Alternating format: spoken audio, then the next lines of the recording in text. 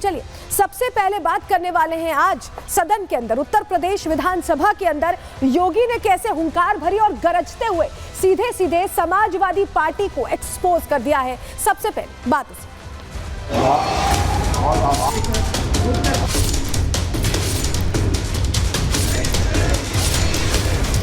आप लोगों का हर अच्छा कार्य जो प्रदेश के हित में है, देश के हित में है, आप उसका विरोध करेंगे।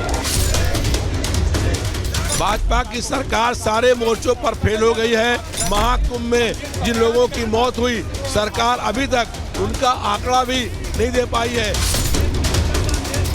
विपक्ष वैसे मुद्दा विहीन, अगर सकारात्मक विपक्ष का दायित्व निभावे तो उनको महाकुंभ का स्वागत करना चाहिए। लोकतंत्र को लूटने का काम सरकार ने किया, इससे साबित होता है कि सरकार की नैतिकता मर चुकी है। सरकार इतना बेहतर काम कर रही है कि उनको कोई इसका मुद्दा नहीं मिलता है, तो केवल विरोध करना है इनका, तो यही इनका लक्ष्य है। उत्तर प्रदेश विधानसभा के बजट सत्र का आज पहला दिन था। आज से आगाज हो रहा था, लेकिन इसे भी डावाडोल करने की कोशिश समाजवादी पार्टी करती दिखाई दी। और यही वजह है कि बाहर सत्र शुरू होने से पहले हंगामा हुआ, और जब सत्र शुरू हुआ उस दौरान तो इतना हंगामा हुआ कि जो राज्यपाल है वो अपना अभिभाषण तक पूरा नहीं कर पाई। और बात यहाँ तक रहती तो भी शायद ठीक था, लेकिन क्योंकि इस सत्र से जो क्षेत्रीय भाषा है, अवधी, बुंदेली, ये तमाम भाषाओं को एक साथ जोड़कर सत्र में उन प्रतिनिधियों को मौका दिया जा रहा है कि वो अपनी स्थानीय भाषा में अपनी बात रख सके। इससे इन भाषाओं को, क्षेत्रीय भाषाओं को प्रतिनिधित्व देना, सम्मान देना और उनकी आवाज बुलंद करने की कोशिश उत्तर प्रदेश विधानसभा में समाजवादी पार्टी को रास नहीं आ रही। वो उर्दू को लाने की बात कर रहे हैं, वो अंग्रेजी का विरोध कर रहे हैं। और सबसे बड़ी बात, उर्दू प्रेम जब उनका सामने आया तो योगी आदित्यनाथ ने कैसे उन्हें आईना दिखाया है, अब आपको यही बताने जा रहे हैं। सबसे पहले सदन के अंदर आज क्या हुआ है, खबर क्या है, पूरी खबर आपको बता देते हैं, क्योंकि आज से ही बजट सत्र का आगाज हुआ है उत्तर प्रदेश में। और इस दौरान समाजवादी पार्टी फिर से एक्सपोज हुई है। कैसे एक्सपोज हुई है, चलिए जानकारी आपको दे रहे हैं। दरअसल यूपी विधानसभा में उर्दू भाषा पर संग्राम छिड़ता दिखाई दिया। योगी ने सपा के दोहरे चरित्र पर हमला बोला। उर्दू भाषा की वकालत पर सीधे सीधे लताड़ लगाई है योगी आदित्यनाथ ने, और सपाई अपने बच्चों को अंग्रेजी पढ़ा रहे हैं योगी आदित्यनाथ ने कहा। दूसरों को मौलवी और कठमुल्ला बनाना चाहते हैं, ये भी कहा। और सपा को समाज के सामने एक्सपोज करेंगे योगी आदित्यनाथ ने, ये बड़ी बात कह दी। समाजवादी पार्टी ने भोजपुरी, अवधी पर सवाल उठाया था। अंग्रेजी भाषा में जो प्रोसीडिंग पर कहा जा रहा था कि ट्रांसलेशन होगा, उस पर भी विरोध दर्ज कराया था। और उर्दू को लाने की बात कर रहे थे, जिस पर योगी आदित्यनाथ ने कड़क होकर, कड़क अंदाज में गरजते हुए सीधा सीधा सदन के अंदर जवाब दिया है। कैसे जवाब दिया है, पहले सुनवा रहे हैं। समाजवादियों का चरित्र ही इतना दोहरा हो चुका है, इतना दोहरा हो चुका है कि अपने बच्चों को भेजेंगे इंग्लिश पब्लिक स्कूल में और दूसरों के बच्चों को बोलेंगे कि एक गांव के उस विद्यालय में पढ़े जहां संसाधन भी नहीं है। ये दोहरा आचरण। भोजपुरी का विरोध किया, अवधी का विरोध किया, बुंदेलखंडी का विरोध किया। यही ढोंग है आप लोगों का। हर अच्छा कार्य जो प्रदेश के हित में है, देश के हित में है, आप उसका विरोध करेंगे। और मुझे लगता है इस प्रकार के विरोध की निंदा होनी चाहिए, इनको समाज के सामने एक्सपोज करना चाहिए। अपने बच्चों को ये लोग पढ़ाएंगे इंग्लिश स्कूलों में, और दूसरे के बच्चे के लिए अगर वो सुविधा सरकार देना चाहते हो, कह देंगे उर्दू पढ़ाओ इसको, यानी उसको मौलवी बनाना चाहते हैं, कठपुल्ला बन के और केस को ले जाना चाहते हैं। ये नहीं चल सकता। लेकिन बजट सत्र की बात हो रही थी, जो भाषा है, जो बोलियां हैं, उन्हें सम्मान देने की बात हो रही थी। ये बात उर्दू तक पहुंची कैसे? आपके मन में अगर ये सवाल है तो उस सवाल का जवाब अब आपको देने जा रहे हैं। चलिए जानकारी आपके सामने रख रहे हैं। दरअसल भाषा पर आर पार ये छिड़ा क्यों? यूपी विधानसभा में नई पहल की शुरुआत हुई है। सबसे पहले तो आप ये जान लीजिए, अवधी, भोजपुरी, बुंदेली, ब्रज भाषा को प्रोसीडिंग्स में शामिल किया गया है। विधायक जो हैं अलग अलग क्षेत्रों से जो आते हैं, वो अपनी स्थानीय भाषा में अपनी बात अब रख सकेंगे, और इन भाषाओं में प्रोसीडिंग का ट्रांसलेशन होगा, जिससे कि जो उनका इलाके का प्रतिनिधित्व है और बेहतर हो, अपनी भाषा में और अच्छे से वो बात रख सके।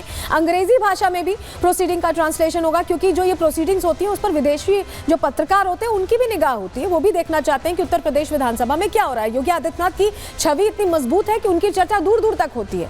सपा ने स्थानीय भाषा का मुद्दा उठा लिया। उन्हें नहीं पसंद आया कि अवधी, भोजपुरी, ये बुंदेली क्यों बोली जा रही है सदन के अंदर। अंग्रेजी भाषा में प्रोसीडिंग पर भी प्रश्न खड़े कर दिए। उस पर भी उन्हें दिक्कत हो गई कि अंग्रेजी में क्यों हो रहा है।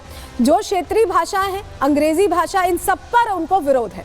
लेकिन किस चीज पर विरोध नहीं? उर्दू भाषा।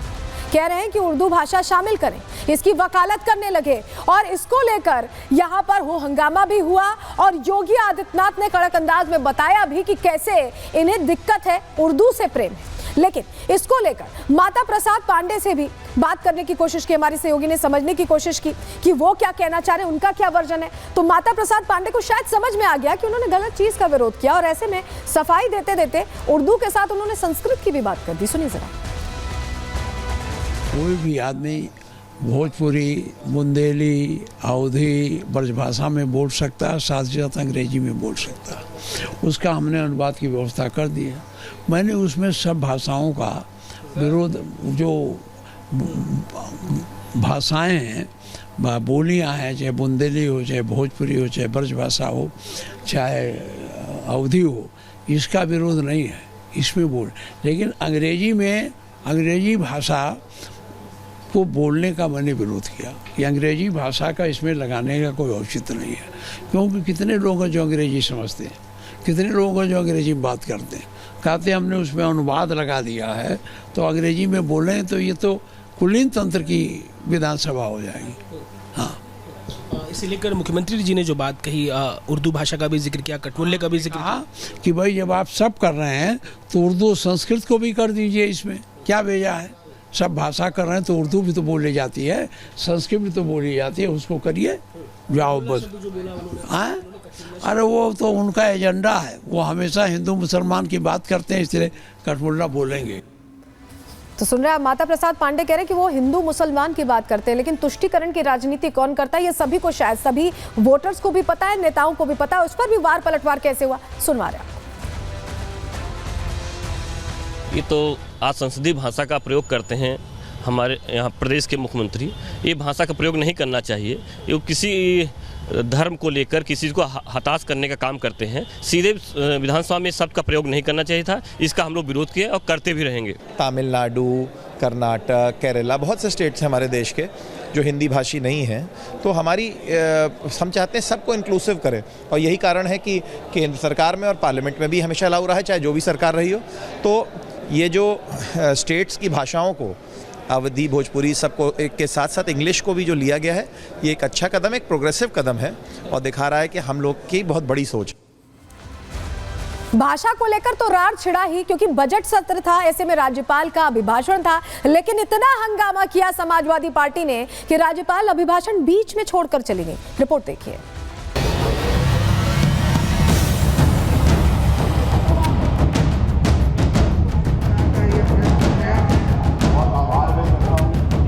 यूपी बजट सत्र के पहले दिन विधानसभा में जोरदार हंगामा हुआ। राज्यपाल के अभिभाषण के दौरान समाजवादी पार्टी के विधायकों ने ऐसा हंगामा किया कि राज्यपाल आनंदीबेन पटेल को अपना अभिभाषण बीच में ही रोकना पड़ा। ऐसा पहली बार हुआ है जब विपक्ष के हंगामे की वजह से राज्यपाल अपना अभिभाषण पूरा नहीं कर पाए। बजट सत्र के पहले दिन विपक्ष के इस अमर्यादित रवैये पर बीजेपी ने सवाल उठाया है। बीजेपी नेताओं ने साफ शब्दों में कहा कि विपक्ष का रवैया गैर जिम्मेदाराना है। देखिए, विपक्ष का आचरण गैर जिम्मेदाराना है। महामहिम राज्यपाल महोदय के माध्यम से अभिभाषण से प्रदेश के अंदर जो सरकार काम कर रही है उसकी जानकारी दी जाती है। और समाजवादी पार्टी का आचरण सदा ऐसा ही रहा है कि वो महामहिम राज्यपाल जी का आदर करने की जगह, स्वागत करने की जगह, सम्मान करने की जगह हल्ला बोलने की उनकी आदत है। विपक्ष का बहुत ही गैर जिम्मेदाराना रवैया है। एक महिला राज्यपाल जी जो अत्यंत आदरणीय हैं, मुख्यमंत्री रही हैं, एक बहुत बड़ा लंबा उनका कैरियर है और पिछले कई वर्षों से उत्तर प्रदेश के आज महामहिम राज्यपाल जी हैं और उन्होंने हर तरह से सरकार को मार्गदर्शन दिया है। मैं समझता हूं कि विपक्ष का ये रवैया बहुत ही गैर जिम्मेदाराना है कि उन्होंने एक महिला राज्यपाल के संग इस प्रकार का सलूक किया। सदन में राज्य राज्यपाल के अभिभाषण को अधूरा छोड़ने पर विपक्ष ने सरकार पर ही सवाल खड़ा किया है। सपा नेताओं ने पहले तो हंगामा किया और बाद में अभिभाषण अधूरा छोड़ने के लिए सरकार को ही जिम्मेदार ठहरा दिया। सपा का कहना है कि सरकार के पास कोई उपलब्धि ही नहीं है, जिसकी वजह से राज्यपाल के पास कुछ बोलने के लिए ही नहीं बचा था। माननीय राज्यपाल का भाषण था, समाजवादी पार्टी ने उनके भाषण में जो पढ़ा जा रहा था उसको विरोध किया, क्योंकि उसमें झूठे आंकड़े दिए गए थे और मांग हो रही थी कि जो कुंभ में भगदड़ में जो मौतें हुई हैं उसका सही आंकड़ा भी इसमें आना चाहिए। ये सरकार का बनाया हुआ पूरा झूठा भाषण था, तो राज्यपाल महोदय ने इस झूठे भाषण को पूरा पढ़ा ही नहीं। समाजवादी पार्टी ने बजट सत्र के पहले ही दिन अपने मंसूबे जाहिर कर दिए हैं। ऐसे में देखने वाली बात यह होगी कि इस सत्र की आगे की कार्रवाई कैसे चलती है। क्या सरकार विपक्ष को सदन में कार्रवाई में सहयोग के लिए मना पाती है? Bureau report, Republic Bharat.